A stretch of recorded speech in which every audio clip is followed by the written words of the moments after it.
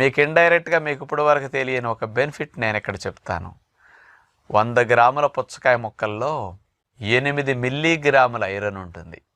Iron ఎక్కువ ఉన్న number 1 fruit పుచ్చకాయ. పుచ్చకాయలన్నిటికంటే స్పెషల్ ఐరన్ ఎక్కువ. అంటే అసలు ఏ పండ్లల్లో ఒక 40-50 రకాల ఫ్రూట్స్ లిస్ట్ తీస్తే అన్నీ ఇందులో సకానికి సగం తక్కువే ఐరన్ కంటెంట్ ఉంది.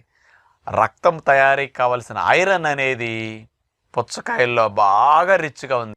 ఏ ఫ్రూట్లో లేదు, పుచ్చకాయలో ఉన్నంత ఐరన్ ఎక్కువగా.